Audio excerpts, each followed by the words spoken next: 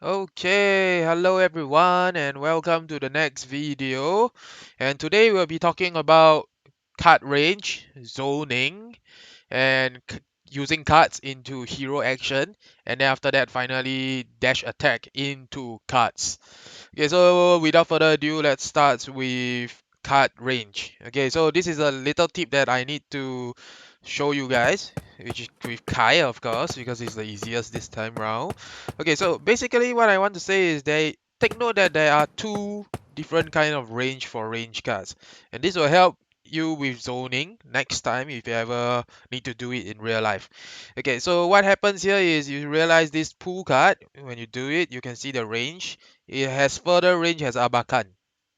Okay, what this means that if you have two range cards and one of them is a pool, any pool cards all have increased distance versus normal range cards. So what you can do is basically you stun the guy, and if they shield, I use a diva and run away and all that. Next, you can walk around here and they will think that they're safe, but actually they are not. And this can happen, and then people will die. Okay?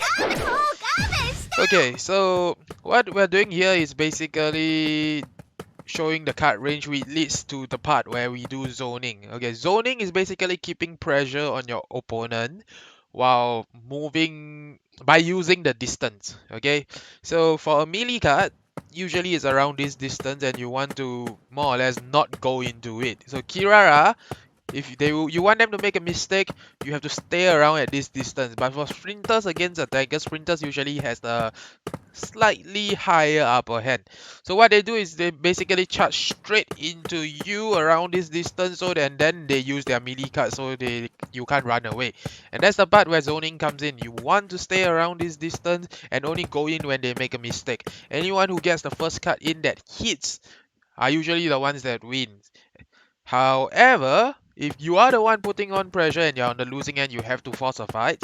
What you want to do is you want to go so near that if they ever get out of a card, right, they really have to be very fast characters. Most characters cannot do that. So basically, as a Gilgamesh, once you hit this distance, he cannot escape. I'm going to show you an example, would be over here with Atari. Okay, if you go very near and you cast a range card and he has no shield, he's gonna get hit. And then you do this. And then you do this. That leads into a knockdown, and finally you can finish it if it's ready. Alright, so this is how you do, this is what you do. Take note of the range of your own cards.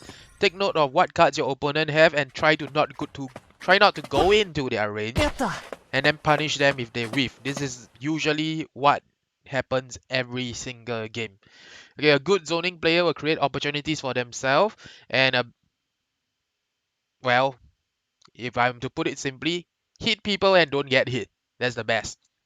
Okay, so next, let's talk about doing card casting right into hero action. Okay, if you remember from the rocket start video, I have taught everyone how to do the slide HA. Basically, what you do is while moving, you have another finger tap, and then you go into the HA while moving. That cancels the startup of this. You see this circle?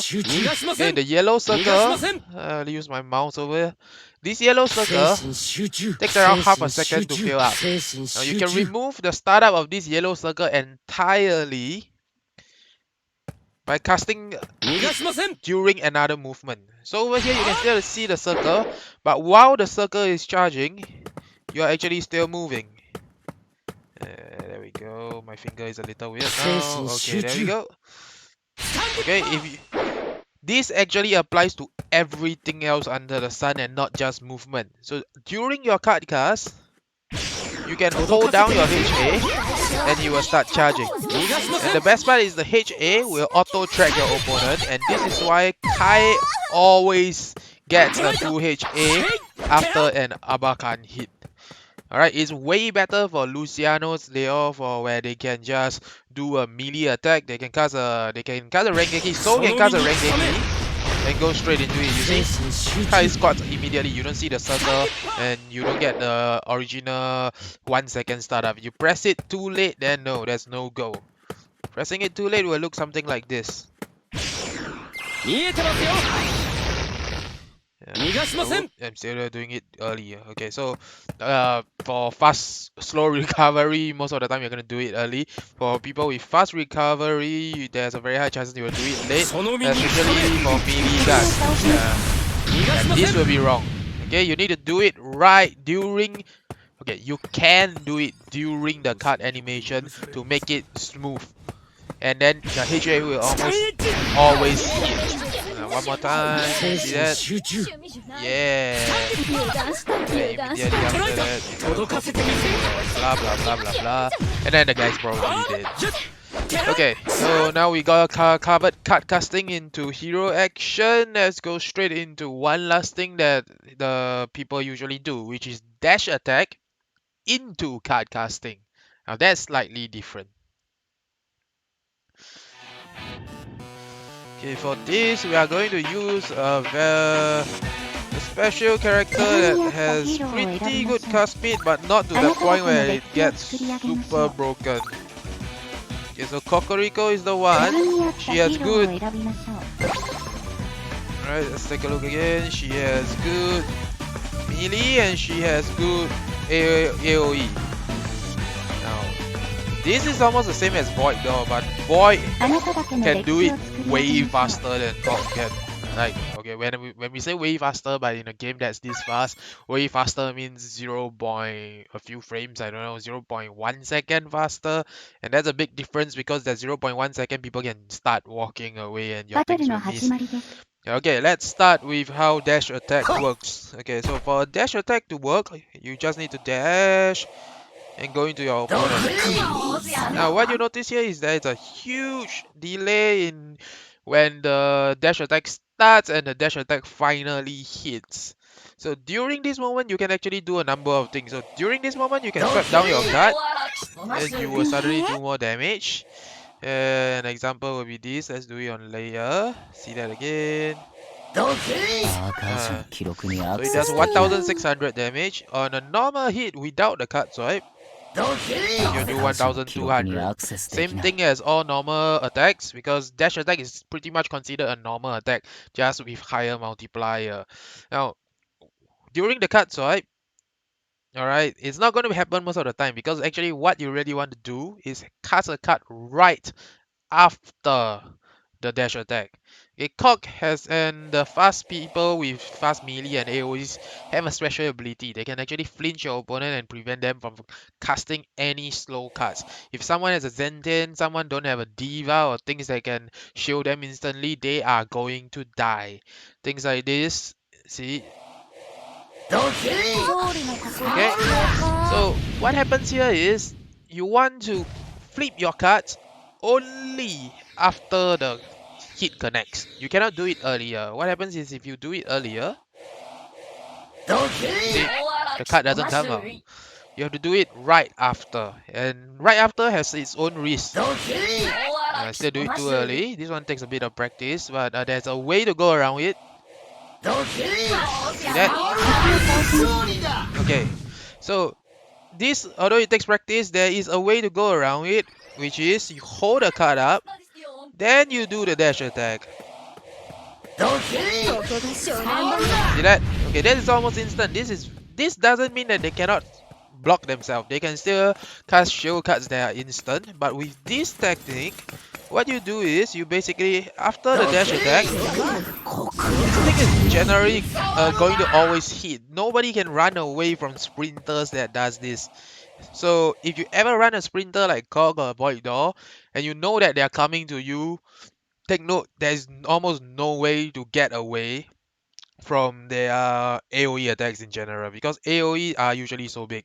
AoE doesn't have the different range, but they are huge to the point that there is next to no escape. And if they do get a knockdown, they can cancel into this. See that? Okay, it's the same concept as how you do cut cast into hero action. you cast the card and you hold it down, and then your dash will almost immediately start. Originally, you will still have to wait for the circle to fill up before the dash starts, but for a lot of people there, yeah, you see that? That's how it works. For a lot of other things, it's gonna be very troublesome for people. And what people usually do is, after a dash attack hits,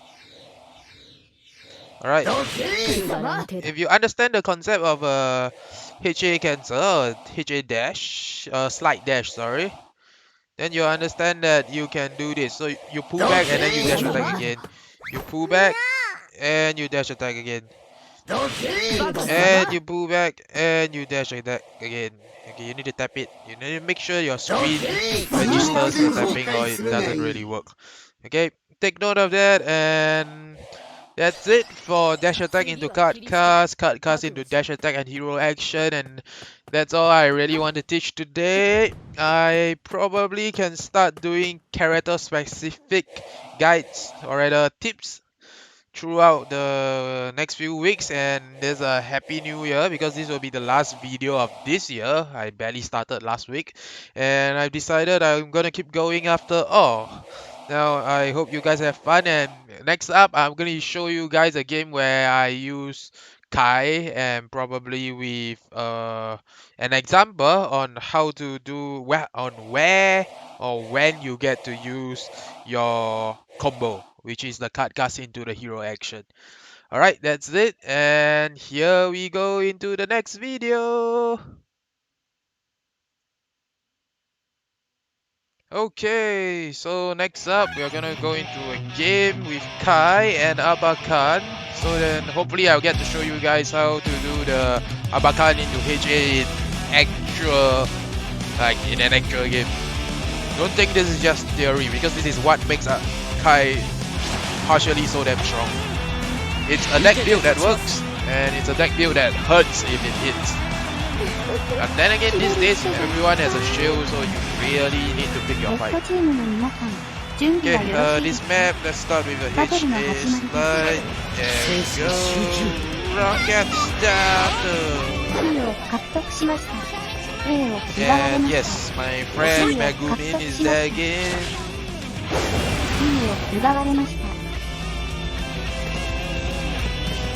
It's gonna take it slow, because there's no reason we have the advantage. They have the no-ho. It's gonna be interesting. I kind of need to know what no-ho has though. So how do you zone? Remember the lesson of this game? You see what we are doing? This is the zoning part. This is the part where we don't want to get hit, and he goes straight into this. Oh yeah! Okay. Oh, that is it.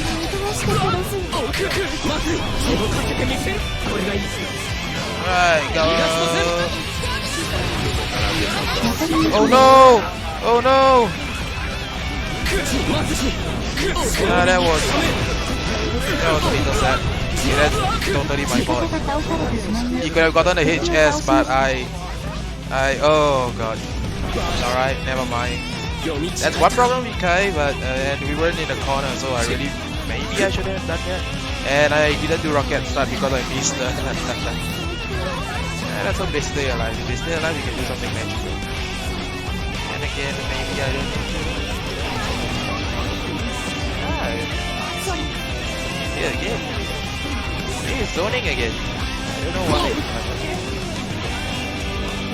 Alright. Okay. I'm gonna die. Good, I'm alive.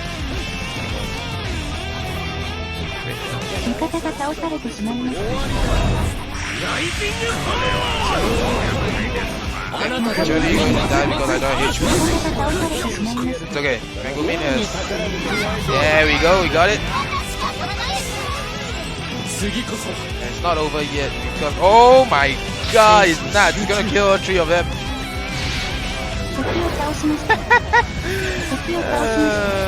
Is it? Okay, maybe not. It is.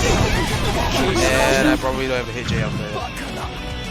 Okay, now all we need to do is survive the last.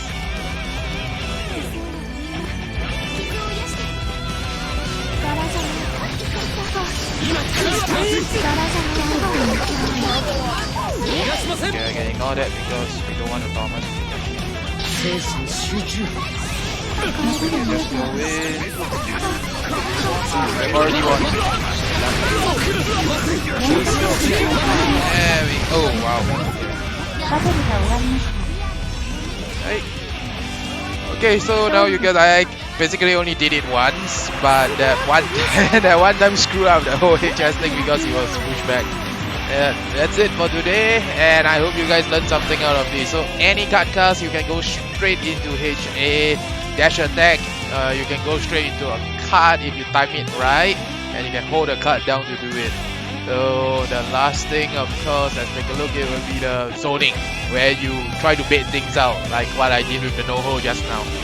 Okay, so that's it for today. Thank you, and I'll see you guys next time. Bye bye.